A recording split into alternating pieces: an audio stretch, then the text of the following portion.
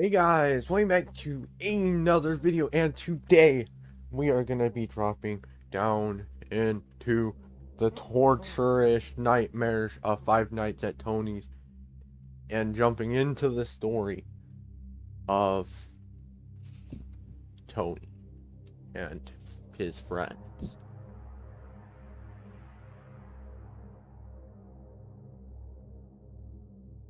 So when you start off, you are in an office, but you seem to be in a house. And you don't really know what to do at the beginning. You're just kind of in a house with some doors that kind of work. It's and you have to stay alive until 6 in the morning, starting at 10. So it's in 8 hours, and you have to be as quick as possible, or you will be caught. We start off with Tony's closet. So right here at Tony's closet, you have the internet router, which you have to, well, use to keep Tony from killing you. And then you have a sock for some odd reason, and a bunch of books with different numbers on it. So, uh, there's like, no real way to know what these numbers mean, but they could mean like the date that they were made or something. If you look here, we have 5444, and that is like the most futuristic one, like in there. So we got 2022, which is very interesting. We've got 666, 71, 221, 17, 2137, and 731. I'm not completely sure what these numbers mean. I'm going with they could be the date of when they were made.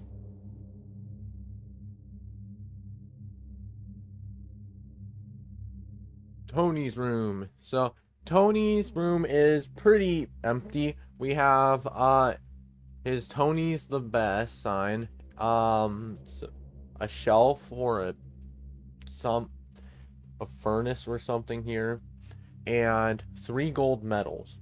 So that kind of, I guess that tells that he's an athlete, or I guess we don't know what the medals are for, but there's not much really in Tony's room.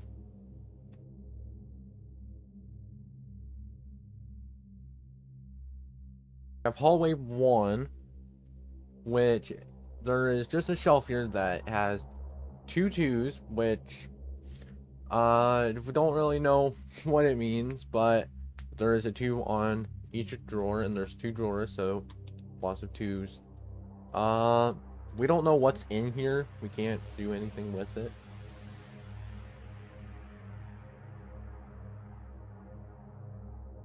In hallway 2, we have, well, a hallway, and then we have a picture frame of Tony and someone else. We don't know who the person on the left is, but we know on the right is Tony because he has the white shirt. But we don't completely know who's on the left. But apparently Tony is in a relationship. We don't know how old he is, but or what, we don't even know when this takes place yet. But Tony is in a relationship with someone.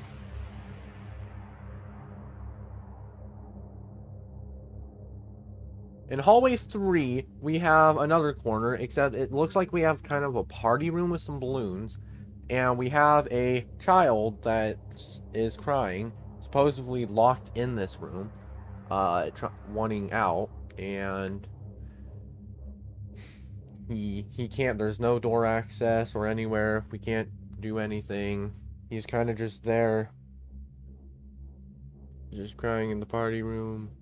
We don't know. We don't know what the location necessarily is. It because we know it's Tony's house, but why would he have a party room in his house? So it's kind of odd, but that's all we really know for right now.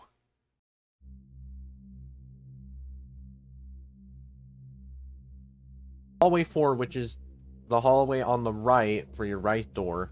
And we have a few messages.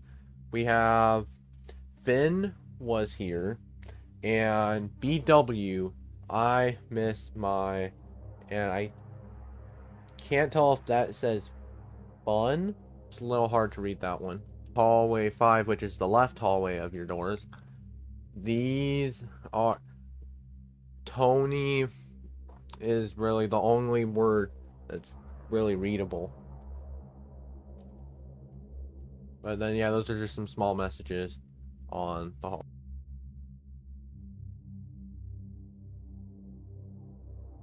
Next, we have BW's room.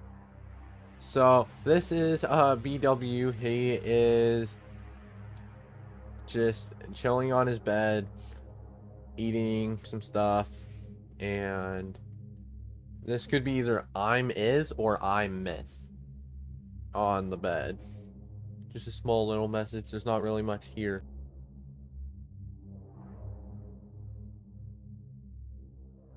Next, we have Mark's side. So this is one whole room and then two sides to it.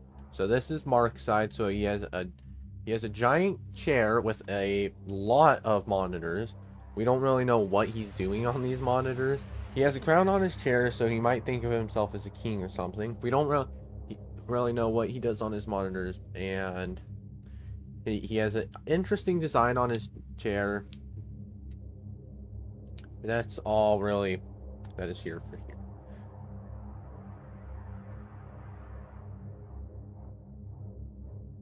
Next, we have Jackson's side. So we have Jackson's bed, a painting of a lady, and then supposedly Jackson's dog, who is blushing for some reason. So Jackson hangs out with his dog in this side, and he has this painting of a lady, but we don't really know who he is. Could be his mom, he could be in a relationship as well, family member, someone we don't really know. Kind of like the Tony's picture, we don't really know this person. We've never seen him. Now that is all of the rooms. Now let's get into some of the characters and just like see what they look like and jump scares and stuff.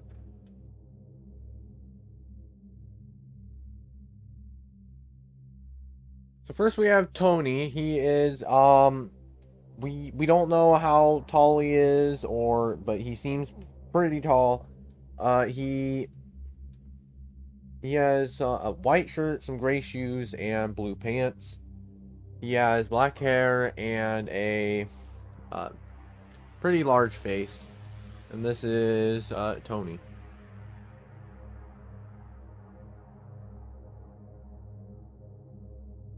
So we have BW, aka Ben Wong.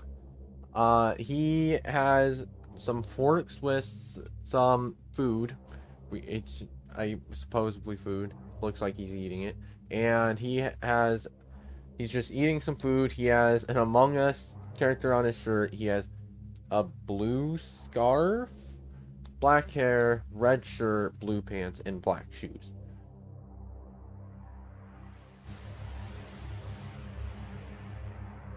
Next we have Marcus. So he has blonde hair. He has a dark red shirt, gray pants, and black shoes. And on his shirt it says, "I love Monster Burger."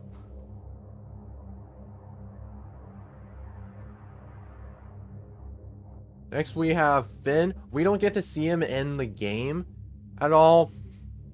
It's kind of like a chance. You have a small chance of getting to see him in the game. But he has a green shirt, gray pants, black shoes, blonde hair, a very large smile. We don't really get to see him in the game at all. He's probably in the 4th or 5th nights, but those 2 nights are broken and unplayable, sadly.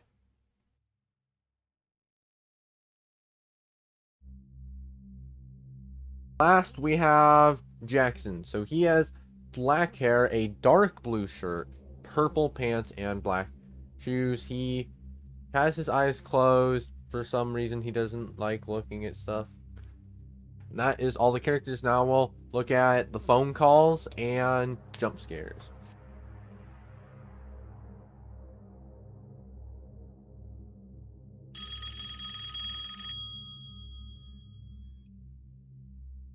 Hello? Welcome to your new position of security guard at Tony's house.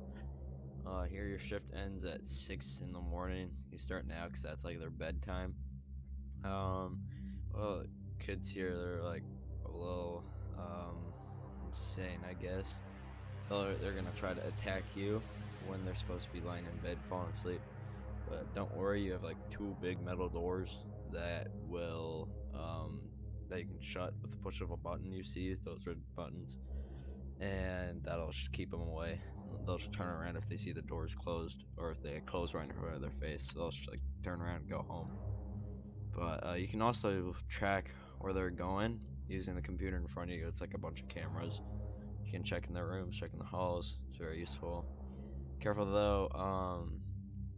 Both the doors and the camera use power, and we have limited amount of that during the night, so just try to keep that just going the whole night, or else you're kind of in trouble because they'll get you real fast if you have no power. Also, try to keep resetting that internet router in Tony's closet because it keeps him occupied if the internet's working fine. You should, yeah, you should go in there, kind of go on the camera, and you can just fix it from there. You'll see it on the ground in his closet. Once the Wi-Fi blows out, he's gonna run straight for you, and you're gonna be gone. So, yeah, Marcus and Jackson, they kind of just keep wandering to you and go back to their rooms. So just keep an eye on them. Don't let them get in.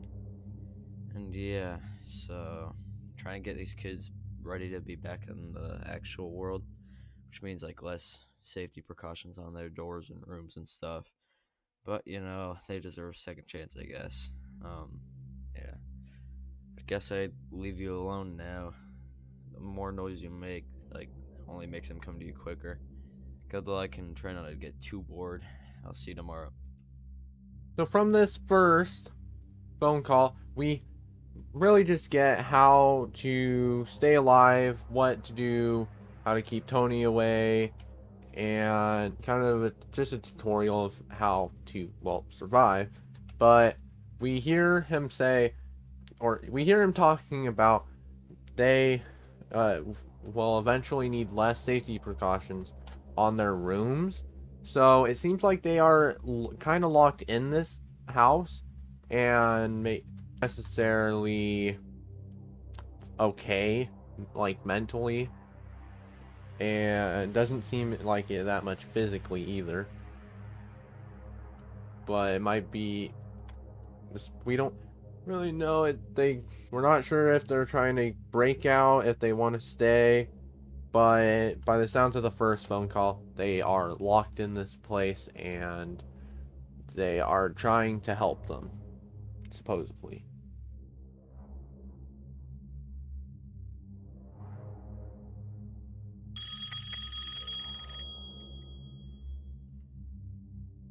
Hello? Hello? Good job. You held it out for a night keeping those kids out. What I've noticed is they start to get more aggressive as the week progresses, so be careful. Marcus and Jackson might be moving around quicker. You might run out of power soon if you're more like conservative with it. Not too lot to talk about now. Let's see. Oh yeah, those bite marks on the desks. That's from an incident, I guess. Some other kid was visiting his dad, got angry, started biting stuff. We call it bite of 22. Still shows marks today. Uh, Talking about little kids. This kid Finn, 1979, was the first patient here. He like disappeared a few years later. We don't really know what happened. That was a while ago. Coworker of mine though swears this place is haunted. I don't believe it though. Um, well, you know what to do. Shut the lights, reset the internet. Yeah, leave you to it. See you tomorrow. So we don't really get that much from the second night phone call, but we do get to hear about the bite of 22, which is right here you can see on the desk, there's some bike marks. So apparently this was from a one kid which got angry, and this could possibly be this crying kid. They could have locked him away because he was, well, angry. We also hear at the very beginning of the call, he says, "Good job at keeping those kids out." So that tells that they aren't adults. They are still children. So they aren't like full-grown adults. But that's really all we get from this phone call. We also get to know that about Finn, and that he disappeared a few years ago, and they don't really know where he went. And that's all that's really in this call. Not a lot, just a little bit, but we get to hear a little bit more about some story and stuff.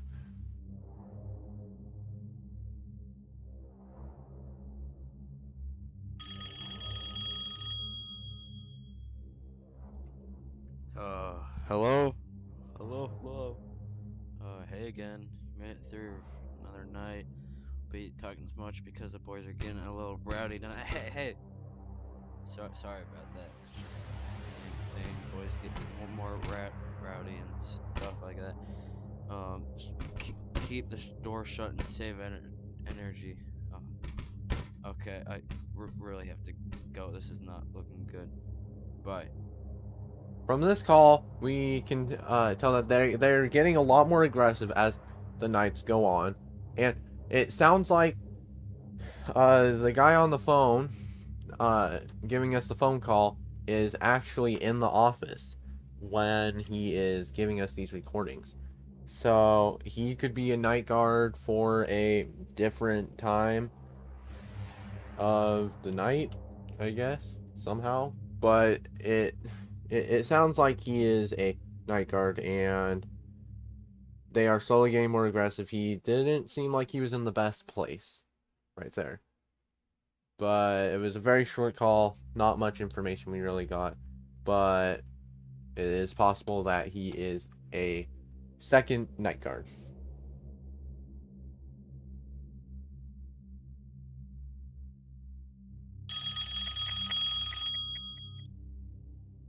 Hello? Hello. So that last night was really close. One thing to tell you that I figured out. Ben Wan, that's the kid in that one room that doesn't get out. He's always eating. But if you run out of power, he's gonna come for you. The doors are gonna open, and he's gonna come for you. So just keep the power, going, and just keep doing it. They are getting really aggressive. Like last night, I barely made it out last night. But I'll see you. I'll see you tomorrow. I really have to go. I need to make sure they're not in here. After listening to this call, we get a confirmed answer that he is a night guard that is in this office. And he is not, it isn't going the best for him by the sounds of it. But we get to hear about BW, aka Ben Wong. So if you lose your power, he will come for you, and you can't do anything to stop it because you are out of power. And it sounds like they are getting a lot closer to the phone call person. We don't know his name or anything, just the phone man. And we just don't lose your power, and you will be fine, is all we really get. And we don't really know what's gonna happen to him.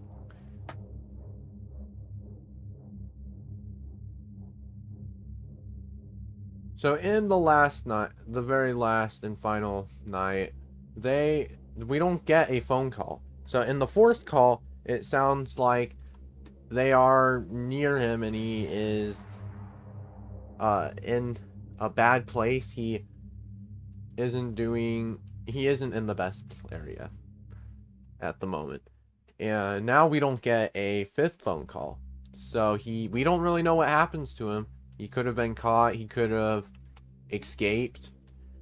Maybe he tried to run past them, hide.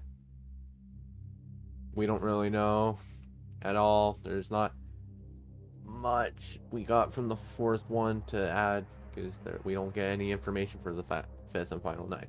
So after you beat all 5 nights, you get the "you win" 6 a.m. and then when you click, you get a small screen with balloons all over it saying, "Congratulations, you beat 5 nights at Tony's."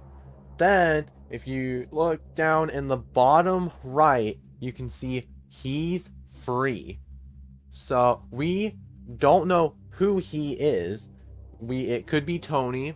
He is free from his house. Because it sounded like all of them were locked out or locked in. Or this could be Finn. He's free. He had disappeared and now he's free.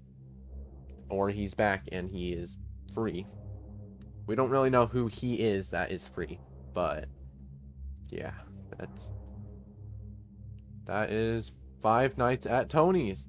That is all the information we have so far, and we don't know if there could be a second game. Who knows? We just have to wait and see. But we'll finish off the video with all of the jump scares.